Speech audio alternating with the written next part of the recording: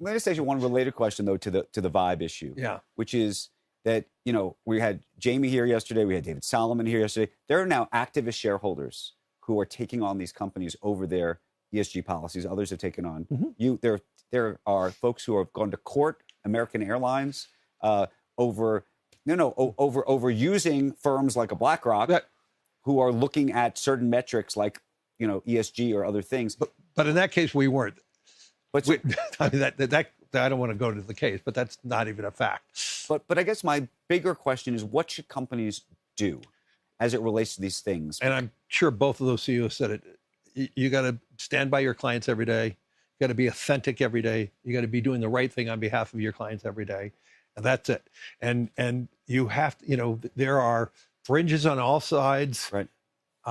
But you have to stay true to your convictions, true to your clients. I mean, despite all that noise, we talked about it last week, where we raised $641 billion on behalf of clients. No firm has ever raised anything close to that, of which 300 something of the $1 billion was from the United States. So yes, I am being attacked from the left and the right. At times, it's actually being diminished because we're listening to our clients. We're doing the right thing. But I do believe what you're raising is what I hope the Trump administration does with the SEC. Which is? Under Gary Gensler's SEC, they made it much easier for proxy, votes. I mean, so there are so many proxy from the far left, right, and the far right. Right. There's folks coming out. I was talking to a CEO of another company, very large. I think this CEO was on your show in the last 2 days. He has 14 proxy inclusions. And he said half of them are from the far left and half of them are the far right, and they actually are against each other. Right. And he said if we could net them, we had none. Right. So you got to figure out how to change that dynamic. I think we have to review what is the role of a proxy vote. Right.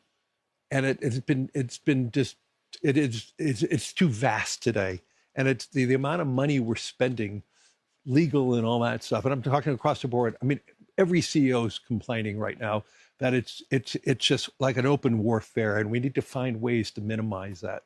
And it's just not the banks or the asset managers who get it. We're talking about real companies, really strong consumer brands that are getting the same type of attacks. Are you planning on issuing any either meme coin, ETFs, or anything like that now that the animal spirits seem to be very much alive? I think the Sorkin coin should. Sorkin coin. We got to do a squat coin. We've talked, Becky and I, we've talked about a squat coin. Yeah. I don't know. Are you fascinated by this, by the way? Just the whole phenomenon? No, I'm not. You're not. As a huge believer of crypto and blockchain and tokenization, I want the SEC to rapidly approve the tokenization of bonds and stocks. That will simplify things, make things easier.